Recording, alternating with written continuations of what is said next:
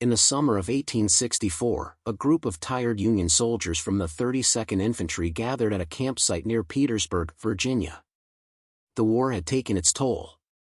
Their faces were weathered, their boots covered in mud, and their spirits worn thin. Most of them had been fighting for over 3 years. That afternoon, as gunfire echoed faintly in the distance, a war photographer named Daniel Rohr visited their camp. He brought with him an old wooden camera and a single glass plate to take a group photo. The soldiers posed, some leaning on rifles, others seated with tired expressions. They weren't excited about being photographed. They knew this picture wasn't really for them, it was for their families. A reminder of what they looked like in case they didn't come back. No one could have guessed that this quiet, simple moment would become a historical mystery nearly 160 years later. And none of the men knew that in the background of the photo, hiding in the trees, was a man who had come not to fight with them, but to betray them. Among the soldiers was 18-year-old Caleb Morgan, a fresh recruit who had recently lost 2 older brothers in the war. He still carried the weight of their deaths, though he didn't speak about it. Caleb stood quietly in the back of the group, doing his best to look brave. Lieutenant Amos Riek, a battle-worn officer, gave Caleb a few words of encouragement. "Look brave, Caleb," he said. "This photo's forever." The camera clicked, freezing the moment in time. No one realized that just above them, hidden among the branches of the trees, was a man watching silently. He didn't belong to the 32nd Infantry, nor did he carry any official rank. He didn't even pose for the photo. He was just there. And that single image would go unnoticed for decades, until modern technology brought it back to life and revealed a dark secret. After the war ended, photographer Daniel Rohr returned to upstate New York and opened a small photo studio. His war negatives, including the one of the 32nd Infantry, were bundled up and later sold off after his death in 1902. Many of these old glass plates were lost to fire, mildew, or simply thrown away. But somehow, one plate survived. In 2023, a retired antique dealer discovered the photo among his late uncle's Civil War collection. The dealer listed it online, not expecting much attention. But Dr. Lauren Hensley, a senior archivist from the National Military Archives, spotted the image while working on a different project. Something about the photo felt personal, the stillness in the soldiers' eyes, the subtle emotion in their posture. It wasn't just another battlefield photo. It captured a moment of rest, of weariness, of men who had seen too much.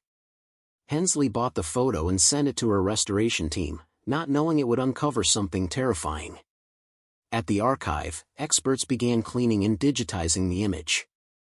Their goal was to add the photo to a new exhibit that used facial recognition software to identify old soldiers and tell their stories.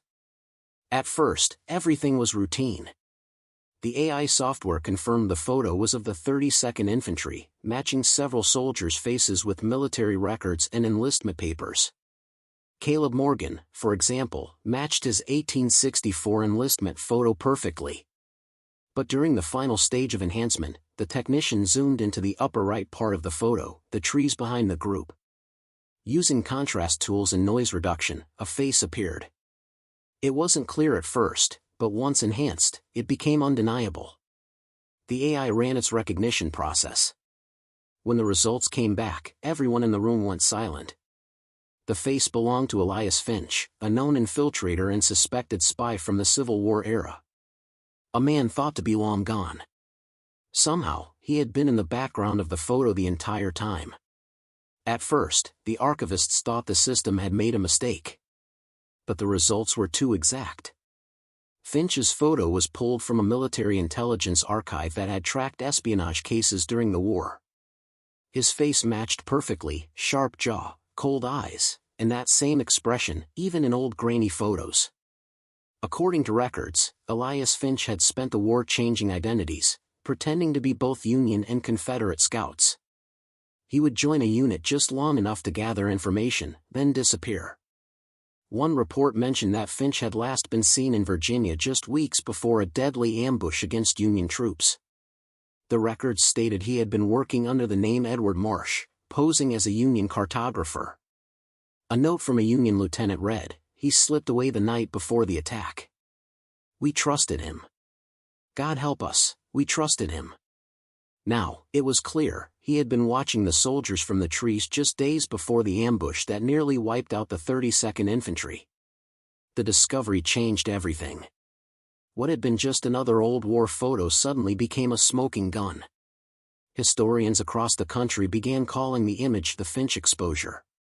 It was the first confirmed photograph of Elias Finch and confirmed what many Civil War scholars had suspected but could never prove, that Finch had been responsible for a series of tactical disasters.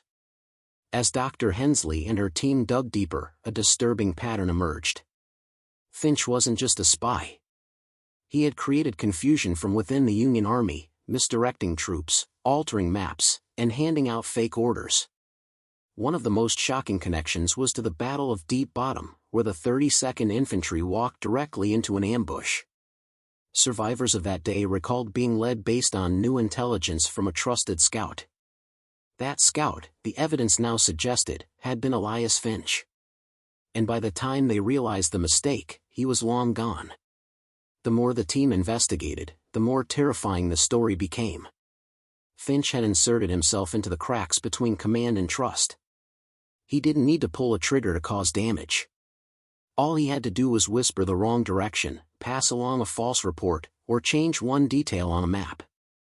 Units would then move out, unaware that they were walking straight into danger. Finch's true weapon wasn't a rifle, it was doubt. He made soldiers question each other, second-guess orders, and believe in things that weren't real.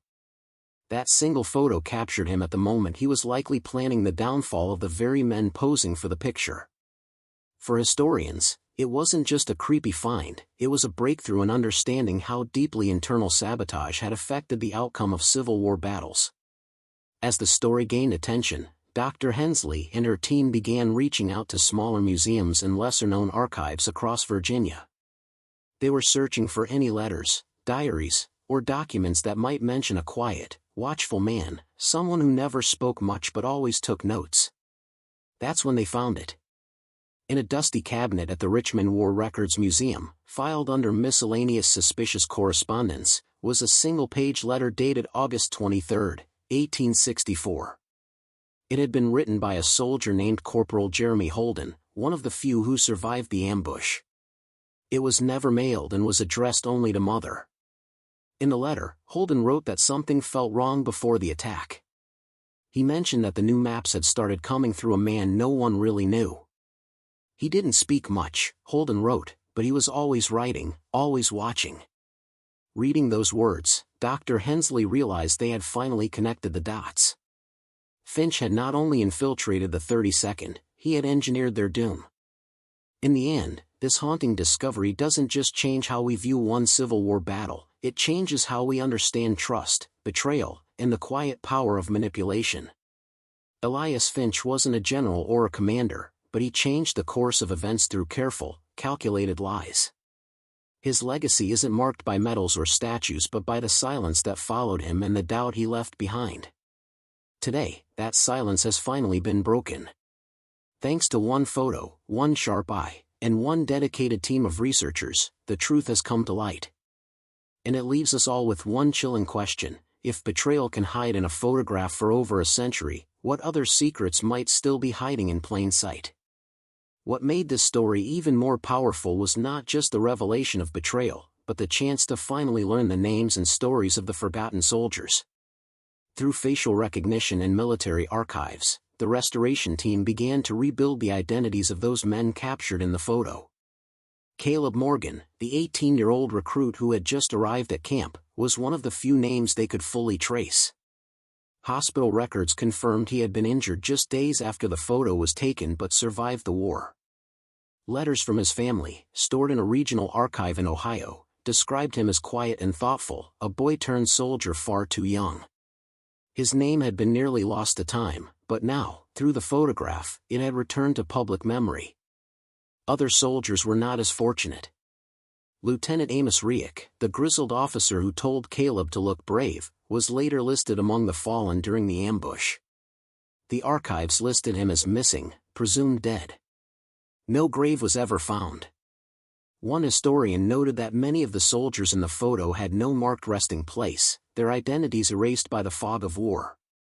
For descendants, this discovery was a moment of both sorrow and closure. Some families finally learned what had happened to ancestors whose names had only been whispered across generations, passed down through war medals and yellowed photographs. The Finch exposure became more than just a photo. It became a key to personal histories long left in the shadows. Dr. Hensley, deeply moved by what she and her team had uncovered, began giving lectures at military history conferences and universities.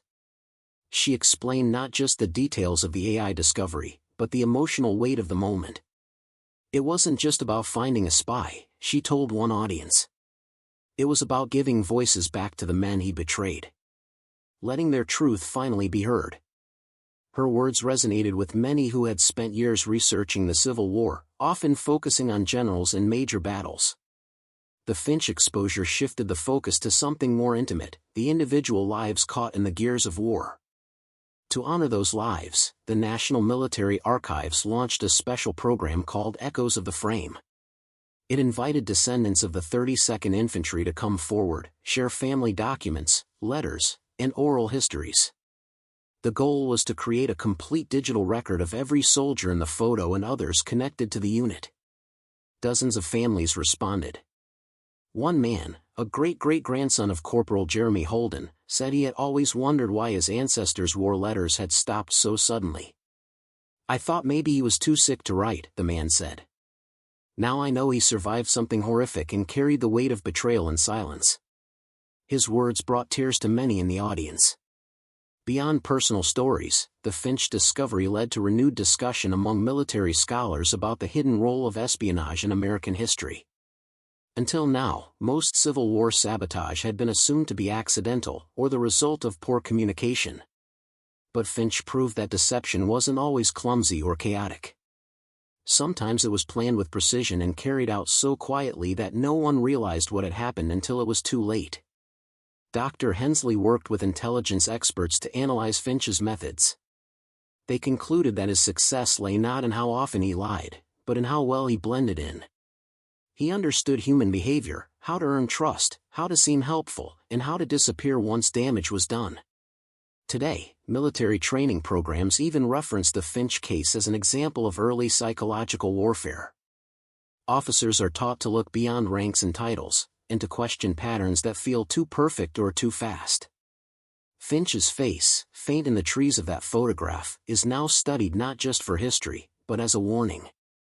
In a world where trust can be the most powerful weapon, his story remains disturbingly relevant. Visitors to the museum often stand in front of the Finch exposure for a long time. Children press their faces to the glass, looking for the man in the trees. Veterans stare at the soldiers' faces, perhaps imagining their own comrades from years past. Some leave notes beside the exhibit, messages of remembrance, sorrow, or thanks. One simply read, "We see you now." And maybe that's the most important part of the story.